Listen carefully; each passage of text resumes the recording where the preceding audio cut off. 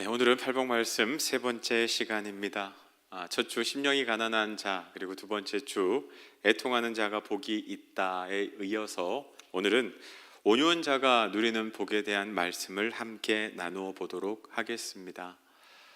저희들 온유한 자는 복이 있다라고 이야기했는데 이 말씀에 대한 의미를 저희들이 정확히 알기 위해서는 먼저 온유하다라는 뜻이 무엇인지 함께 살펴볼 필요가 있을 것 같습니다. 이 온유라고 하는 단어요, 우리 청년 중에 온유 자매가 있기는 한데 원래 온유 이 한자가요, 따뜻할 온자에다가 부드러울 유자를 사용한다고 합니다. 그러니까 어떤 사람을 볼 때 저 사람 참 온유해 라고 이야기하면 마음이 따뜻하고 부드러운 사람을 의미하는 것이라는 겁니다. 흔히 늘 온유하다, 야, 저 사람은 고집을 그렇게 부리는 적이 없어, 다른 사람이 어떤 이야기를 할 때 군말하지 않고 잘 따라줘, 어디를 가든 누구를 만나든 그 사람이 있는 곳에는 분쟁이 일어나지 않고 저 사람의 목소리가 커지는 걸 본 적이 없어, 우리는 그런 사람을 흔히 온유한 사람이다 라고 그렇게 이야기하곤 합니다. 그러나 성경에서 이야기하는 온유는요, 그것과 조금 다른 의미를 가지고 있습니다. 이 성경에서 말하는 온유하다, 이 온유라고 하는 단어는 헬라어 단어 프라우스라고 하는 단어를 사용하는데요, 이 프라우스라고 하는 단어는 잘 다스려졌다, 잘 길들여졌다라고 하는 의미를 가지고 있습니다. 많은 목사님들이 이 온유에 대해서 설명할 때 그 말을 길들이든 야생의 말을 길들이는 그 이야기를 많이 하죠. 여러분, 야생 말은 자기 멋대로 옵니다. 자기가 달리고 싶으면 달리고, 그리고 자기가 멈추고 싶으면 멈추는 겁니다. 그런데 이 말을 저희들이 사용하기 위해서는 길들이는 시간, 훈련하는 시간이 필요합니다. 그래서 이 말을 잘 길들여야 하는데, 잘 길들여졌다라고 하는 것은 말이 달리고 싶어도 주인이 고삐를 당기면 멈추어 서도록 만드는 겁니다. 그리고 말은 한 발자국도 자기가 움직이고 싶지 않아요. 그런데 주인의 채찍으로 내리쳤을 때, 가자고 이야기했을 때 주인의 말에 순종해서 기꺼이 발걸음을 떼고 걷고 달리고 하는 것, 그것을 바로 온유라고 한다는 것이죠. 단순히 말을 잘 듣는 착한 상태를 의미하는 것이 아닙니다. 내 안에 여전히 불같은 그 야생의 성질이 남아 있음에도 불구하고 이제는 주인의 말을 따르고 잘 통제되어지는 상태, 그것을 온유라고 한다는 것입니다.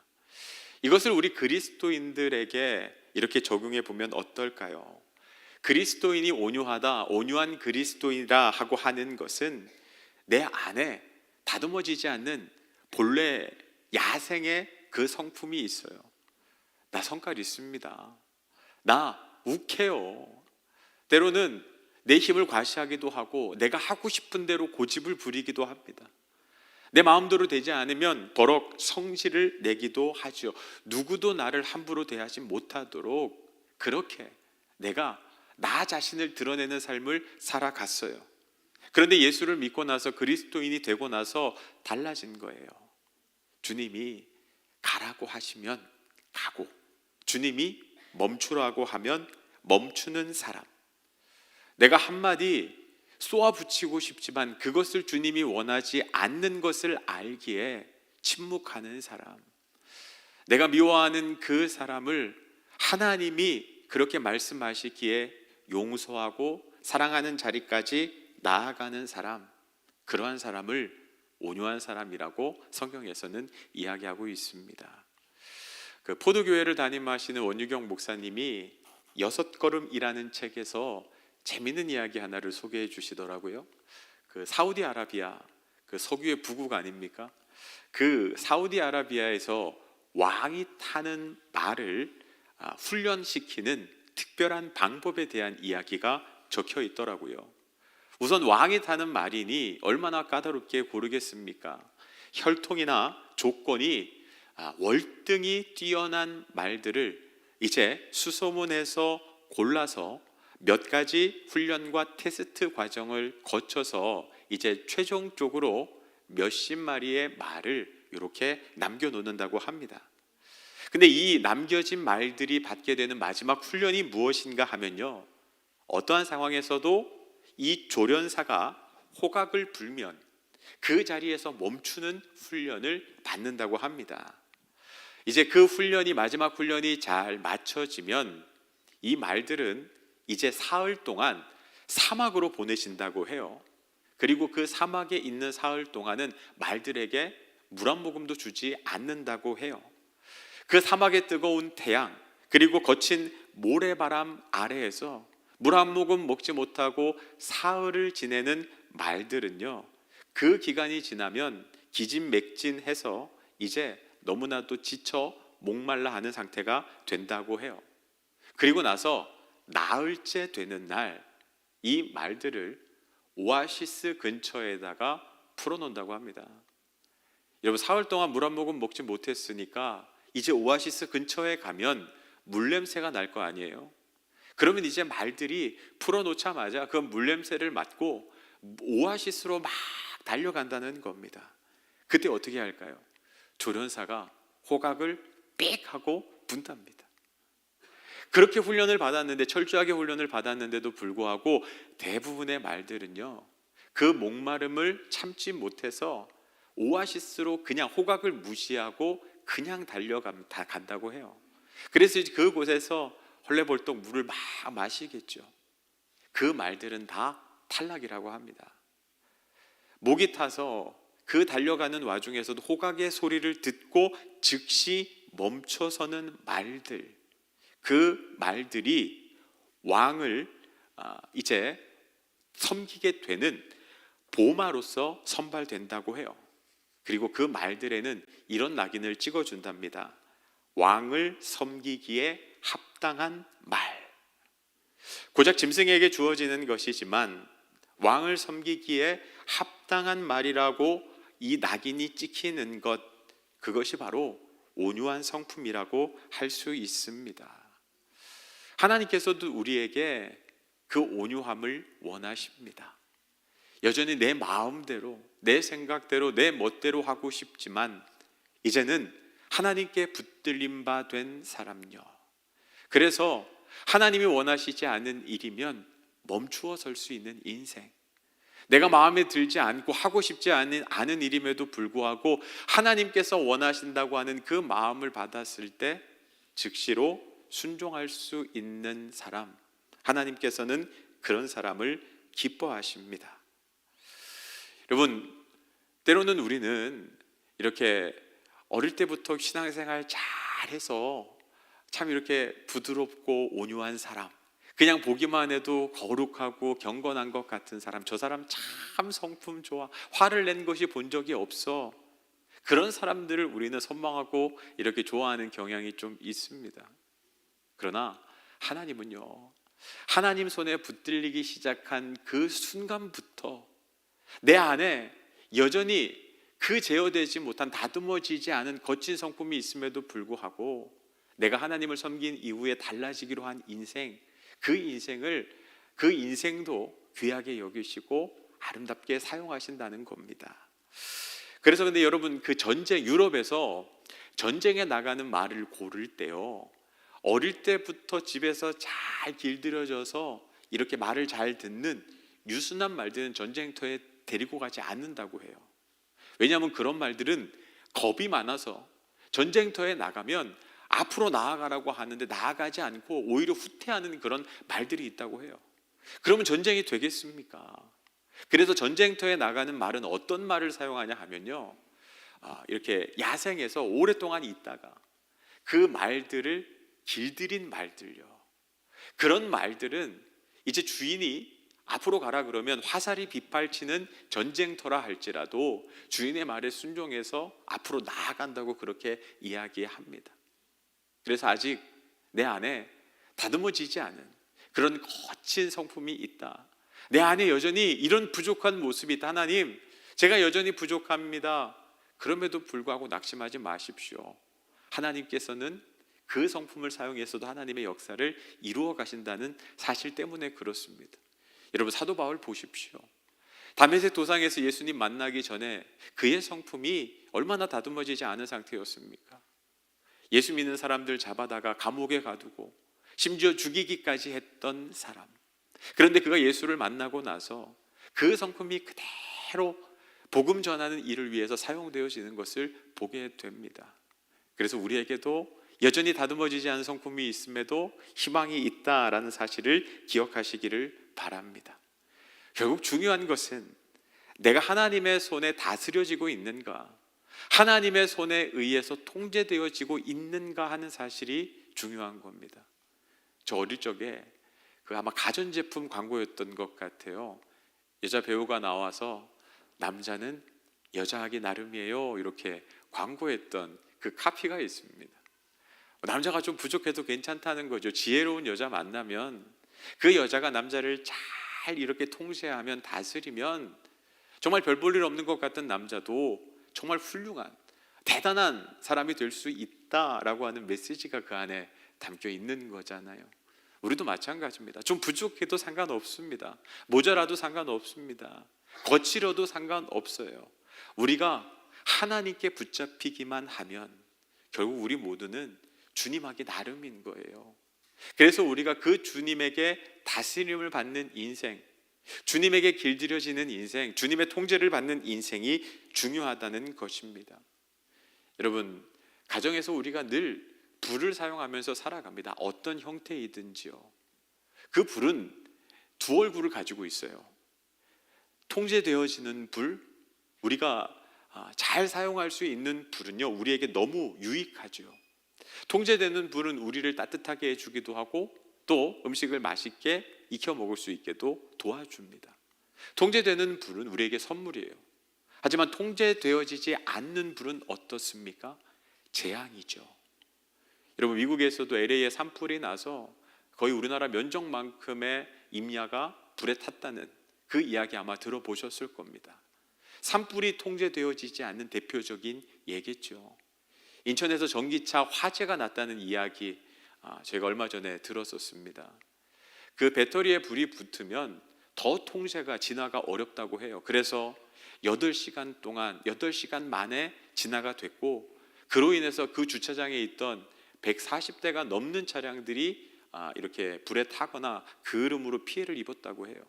근데 더 심각한 문제는 뭐냐면 그 불이 열이 너무 강해서 배관과 전선을 다 태워버려서 그 아파트에 사람이 살 수 없는 지경까지 된 거예요. 왜냐하면 물이 들어오지 않고 그리고 전기가 통하지 않으니까 자동적으로 단수와 단전이 되어버려서 그 아파트 주민들이 다 임시 그 대피시설로 가서 생활할 수밖에 없었다는 이야기를 그렇게 듣게 됐습니다. 꼭 필요한 불이지만 통제되어지지 않는 불은 우리에게 엄청난 재앙을 안겨다 주죠. 마찬가지입니다. 성경에서 우리는 죄인이라고 이야기를 합니다. 그런데 그 죄성이, 우리의 성품이 주님 안에서 통제되어지지 않으면 결국 우리가 누군가에게 아픔을 두고 상처를 줄 수 있는 재앙이 될 수 있다는 사실을 기억하셔야 됩니다. 그래서 주님, 저를 다스려 주십시오. 주님의 다스림을 받기를 원합니다. 주님의 통제 아래에 있기를 원합니다. 그것이 우리의 기도 제목이 되어야 한다는 것입니다. 여러분, 성경에서는 온유한 사람 2명에 대해서만 온유하다라고 이야기를 해요. 그 첫 번째가 예수님입니다.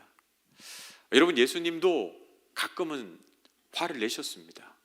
성전에 가서 그 장사하는 이들의 상을 둘러 엎기도 하시고요.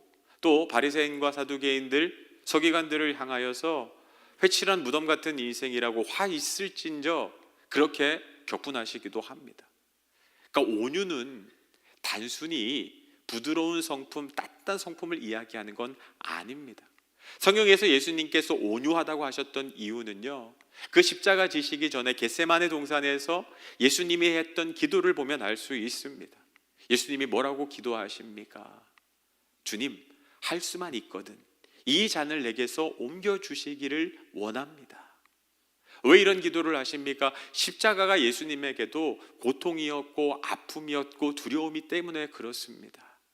하나님과의 단절, 그 십자가에서의 고통, 외로움, 아픔, 제자들의 배신, 그것 모두가 예수님에게도 쉽지 않았던 겁니다. 그래서 이렇게 기도하시는 거예요. 할 수만 있거든 이 잔을 내게서 돌려주시옵소서. 그러나 거기에서 기도가 끝나는 것이 아니죠. 마지막 뭐라고 기도하십니까? 어떻게 결론을 내립니까? 그러나 나의 원대로 마시고 아버지의 뜻대로 되기를 원하나이다. 분명히 내가 원하는 게 있어요. 내가 바라는 것이 있습니다. 피해가고 싶습니다. 그런데 뭐라고 이야기해요? 만일 이것이 하나님의 뜻이거든 내가 그대로 순종하겠습니다라고 하는 결단이요. 결국 주님의 통제 아래, 주님의 다스림 안에 있기를 원합니다라고 하는 기도로 그 기도가 맞춰지고 있어요. 그것이 온유하다라는 겁니다. 성경에서는 모세에 대해서도 그를 온유한 사람이라고 그렇게 설명하고 있습니다. 표현하고 있어요. 그 모세의 온유함을 우리가 잘 살펴볼 수 있는 대표적인 말씀은 이제 민수기 12장 말씀에 나오는데, 거기에 1절에서 이렇게 3절에서 이렇게 기록해요. 이 사람 모세는 온유함이 지면에 있는 모든 사람보다 더하더라. 이 앞에 어떤 사건이 있었냐? 여러분, 원래 모세 아내는 시보라라고 하는 여인입니다. 그런데 그 아내가 먼저 하나님의 부르심을 받아서 이제 떠나게 됐어요. 혼자 남겨진 모세, 이제 모세가 재혼을 하게 됩니다. 근데 성경에 보면 구스 여자를 만나서 결혼했다라고 그렇게 기록하고 있어요. 이 구스가 어디인가? 지금의 에디오피아 지역을 의미하는데, 학자들은 그렇게 이야기합니다. 아마 에디오피아 여인이니까 아마 흑인이었을 거다. 여러분, 근데 그 광야를 지나가고 있는데 어떻게 에디오피아 여인이 그곳에 함께하게 되었을까요? 학자들이 이야기하는 건 이스라엘 민족들이 애굽에서 종살이 하다가 이제 출애굽할 때 이방 사람들도 그들을 따라온 사람들이 있었다고 기록하고 있습니다. 나는 하나님을 섬기겠습니다, 하나님의 자녀의 삶을 살겠습니다라고 결단했던 사람들이 그 유대인이 아님에도 불구하고 그 출애굽 대열에 합류하게 됩니다. 유대인은 아니지만 그들이 하나님의 사람임을 고백했기 때문에 그래요. 아마 이 구스 여인도, 이 에디오피아 여인도 그때 따라와서 계속 함께했던 여인으로 보여요. 그러니까 하나님을 믿는 사람이었어요. 그렇다고 치면 그 여인이 비록 구스 여인이라고 해도 결혼에 전혀 문제가 되지 않는 겁니다. 그런데 이 결혼을 두고 모세의 누나였던 미리암과 그 형이었던 아론이 모세를 비방하고 공격하게 돼요. 너의 선택이, 너의 결혼이 잘못되었다는 거죠. 왜 구스 여인을 택하였냐? 그 말씀이 1절, 2절 말씀에 나옵니다. 제가 읽어드릴게요. 모세가 구스 여자를 취하였더니 그 구스 여자를 취하였으므로 미리암과 아론이 모세를 비방하니라. 그들이 이르되 여호와께서 모세와만 말씀하셨느냐 우리와도 말씀하지 아니하셨느냐 하매 여호와께서 이 말을 들으셨더라. 여러분, 미리암과 아론은 모세의 결혼이 잘못되었다는 것을 이야기하는 것 같지만 실제로 그들 안에 모세에게 하고 싶었던 이야기가 있었던 거예요. 뭐냐 하면 너만 선지자라는 겁니다. 너만 하나님의 말씀을 듣느냐? 우리도 듣는다는 거예요.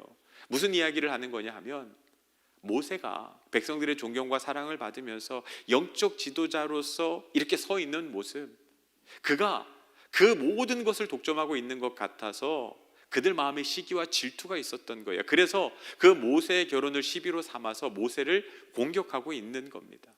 너만 선지자 아니라는 거예요. 너만 하나님 말씀 듣는 게 아니라는 거예요. 우리도 듣는데 너 이거 분명히 잘못됐다, 너 이건 가세서는 안 될 행동이다, 그렇게 막 비방합니다. 이런 모세의 입장에서는 아마 억울했을 것 같아요. 왜냐하면 성경을 보면 하나님도 이것에 대해서 문제를 삼지 않으시거든요. 문제가 되지 않는 그 일로 인하여서 공격당하고 비방당하고, 그것도 다른 사람이 아니라 자기 가족이, 형제가 비방하고 공격하는 거잖아요. 그러니까 이런 상황에는 원통할 수밖에 없습니다. 억울할 수밖에 없어요.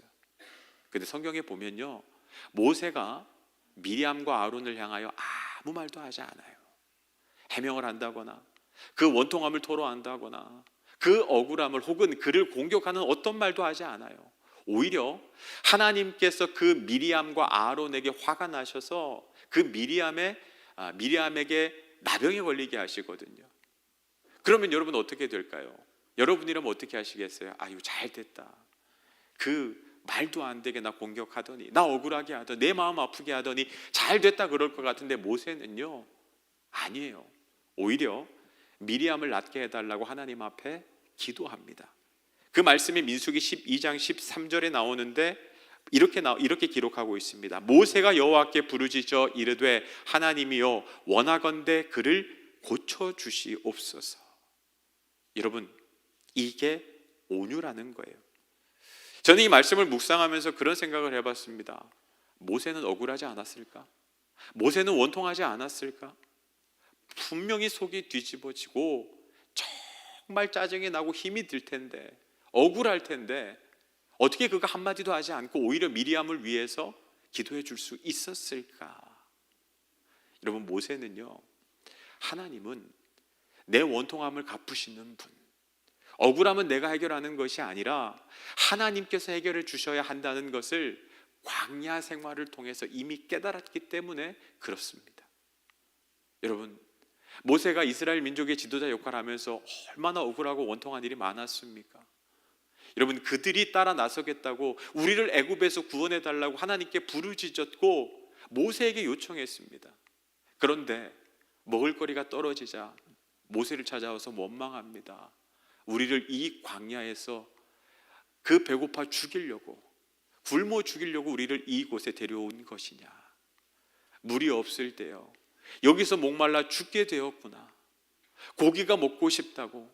아니, 우리가 애굽에 있을 때는 그래도 고깃국도 끓이고 신선한 야채도 채소도 맛보았는데, 과일도 맛보았었는데, 이곳에서 우리는 그건 구경도 못하는구나.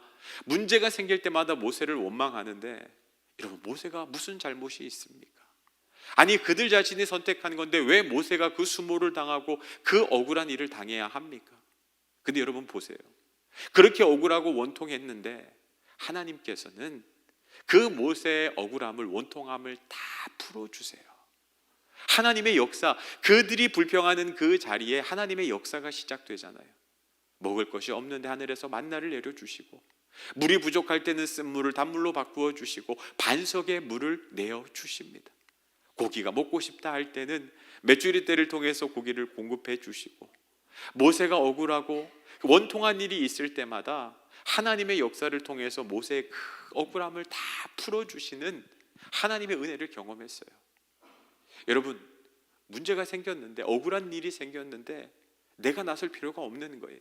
잠잠히 하나님께 기도하면, 하나님을 바라보면 하나님께서 그 모든 문제를 해결해 주시는 것을 경험하니까 모세가 굳이 나서지 않는 거예요.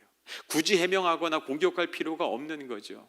원통한 일이 있을 때, 억울한 일이 있을 때, 마음 아픈 일이 있을 때 오히려 하나님께 시선을 고정하고 하나님께 기도하는 자리로 나아가면 하나님께서는 결국 그 모든 것 해결해 주신다라고 하는 믿음이 있는 것, 그것이 바로 온유한 자로 살아가는 겁니다. 여러분, 세상에서는 힘이 없기 때문에 시끄러워지는 게 싫어서 그냥 두루두루 잘 지내고 싶으니까 그냥 부드럽고 따뜻하게 내가 양보하고 이해하고 살아가는 사람이 많아요. 그러나 성경에서 온유는 달라요. 하나님이 계시니까, 하나님이 내 억울함, 내 원통함 풀어주시기 때문에 하나님 바라보는 거예요. 하늘 위로를 기대하면서, 하나님의 역사를 기대하면서 지금의 이 시간을 참아내는 것, 그러나 그것은 패배로 끝나는 것이 아니라 결국 하나님께서 승리케 하심을 기대하는 믿음이 있기 때문에 오늘 온유한 자로 살아가는 겁니다. 미리암과 아론이 모세를 공격했음에도 오늘 모세는 아무 말도 하지 않고 온유한 자리를 지킵니다. 화가 나지 않는 것, 원통하지 않은 것, 억울하지 않은 것이 아니지만 하나님을 바라보면서 하나님의 하실 일을 기대하면서 그 자리를 지켜요. 그러나 어떤 일이 일어나게 돼요? 미리암이 하나님의 진노를 사서 나병에 걸리게 됩니다. 사람들이 다 알았어요. 누가 옳은지. 하나님께서 모세를 옳다 하시는구나. 모세가 얼마나 힘들었는지 아시기 때문에 그 미리암에게 나병을 베푸시는구나. 근데 여러분, 끝까지 온유합니다. 모세는 미리암을 위해서 기도하기 시작해요. 여러분, 그때 어떤 역사가 일어났을까요? 여러분, 하나님께서 모세와 함께 하시는 것을 그 이스라엘 백성들이 다 보게 돼요. 심지어는 아론과 그의 누이 미리암마저도 하나님의 뜻이 어디에 있는지 다 인정할 수 있게 되는 거예요. 그게 온유한 자가 받는 복입니다. 온유한 자는 복이 있나니 땅을 기업으로 받을 것이며. 여러분, 온유하기만 하면 하나님이 땅을 주신대. 그럼 얼마나 좋겠습니까? 그죠? 진짜 부자는 아파트 가지고 있는 사람이 아니라 땅을 가지고 있는 사람이라 그러더라고요. 온유하게만 하면 내가 땅 주신다니까 그래 한번 참지 뭐. 그럼 나한테 땅이 생길 거야. 근데 여기에서 땅은 부동산의 개념이 아니에요. 오히려 그곳이 하나님의 나라가 되고 그곳에 하나님의 통치가, 그곳이 거룩한 하나님의 땅이 된다라고 하는 의미를 담고 있습니다. 여러분, 이 말씀을 잘 설명해 주는 이야기가 창세기에 나와요. 여러분, 이삭이라는 사람요, 이삭이 이제 블레셋에 가서 아브라함의 아들이잖아요. 웃음이라는 뜻을 가진 자인데, 여러분, 그가 블레셋 땅에서 농사를 했을 때 하나님께서 축복해 주셔서 100배나 되는 결실을 얻어서 거부가 됩니다. 이제 짐승들도 많아지고, 그리고 이제 그 소유들, 하인들도 많아지게 돼요. 그래서 그가 그랄이라고 하는 그 골짜기에 이제 정착을 하게 되는데, 그곳에서 우물을 파게 돼요. 근데 여러분, 놀랍게도 그랄에서 우물이 터집니다. 우리가 지금 우리나라 같은 경우는 물이 그렇게 많이 부족하지는 않으니까 우물의 중요성에 대해서 잘 모르는데, 그 이스라엘 땅은 물을 얻기가 어려운 지역이기 때문에 우물은요, 생명과 다름없어요. 재산 1호입니다. 우물이 있으면 농사를 지을 수 있고 짐승을 먹일 수가 있고, 그것 때문에 이렇게 부유해질 수 있는 재산 목록 1호인 거예요.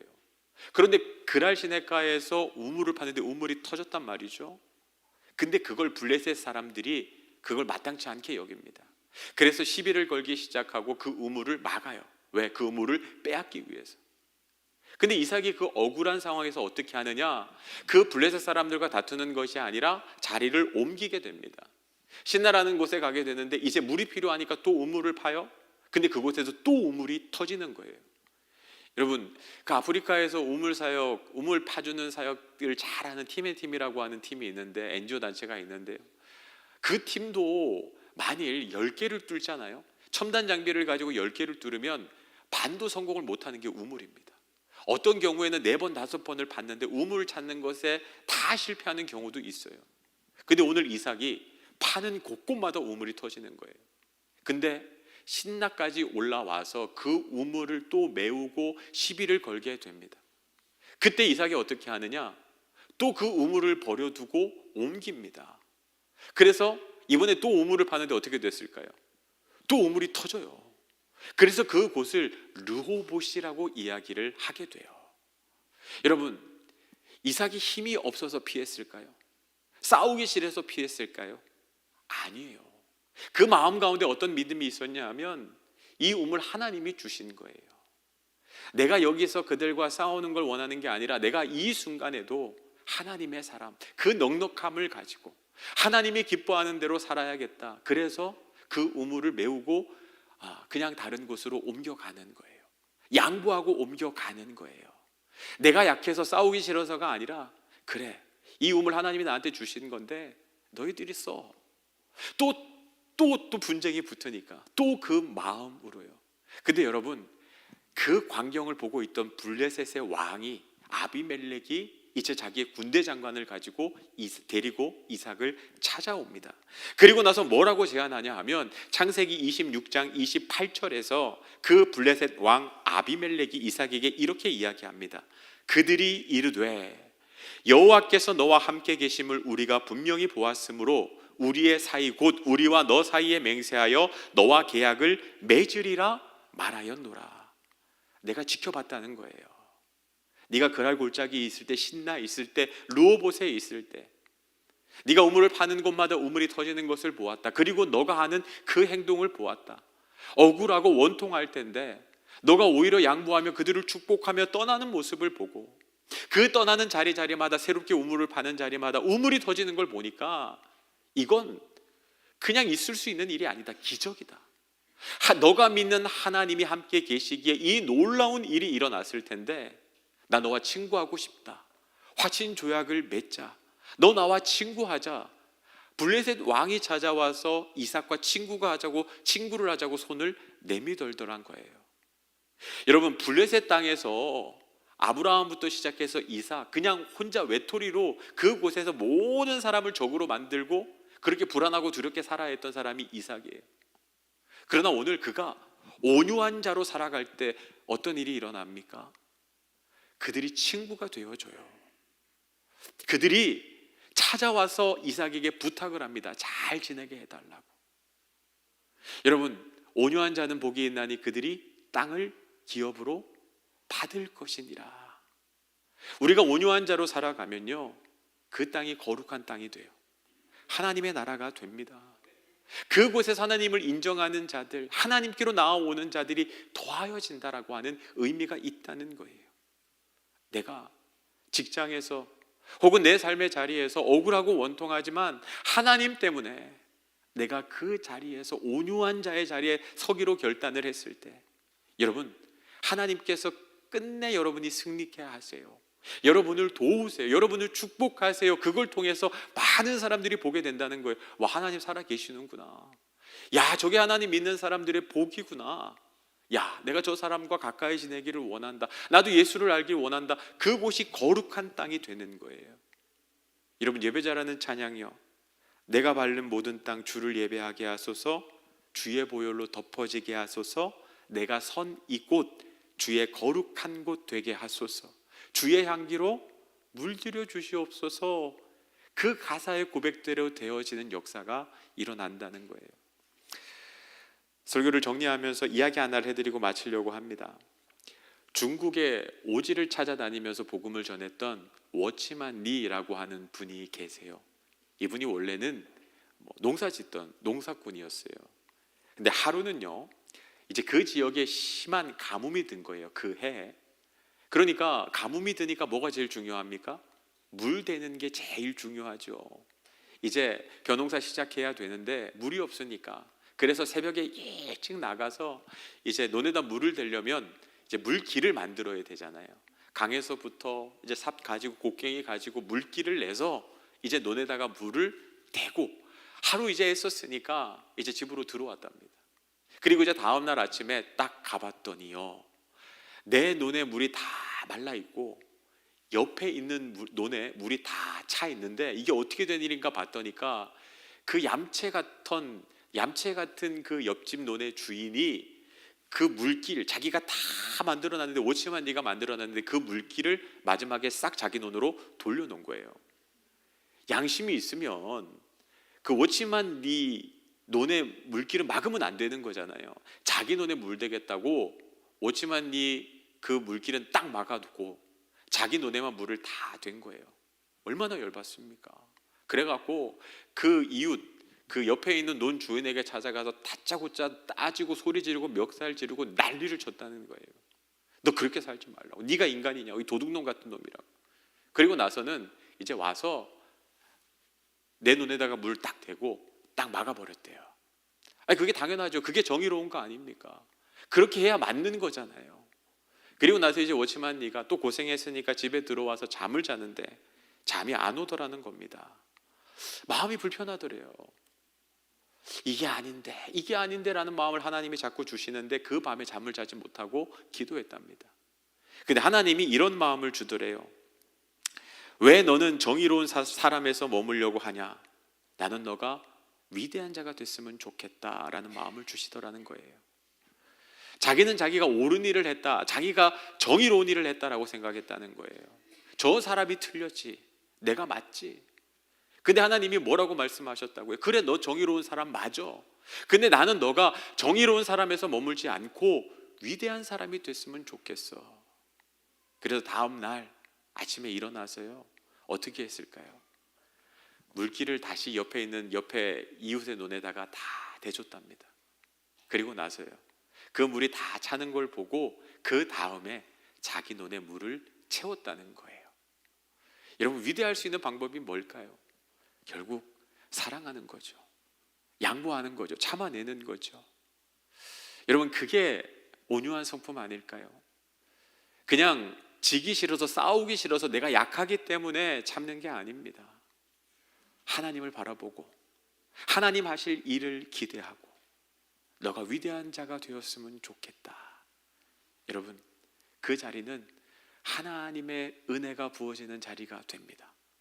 그리고 온유한 자는 복이 있는데 그 복은 땅을 기업으로 받게 되는, 그곳이 거룩한 곳이 되고 그곳에 주의 향기로 아름답게 채워지는 역사가 일어나게 됨을 믿습니다.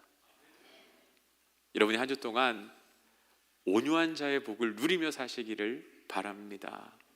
하나님 때문에 참고 인내하고, 그러면서 그곳이 하나님의 나라 거룩한 곳으로 변화시키는 저 여러분 되시기를 주님의 이름으로 축복합니다.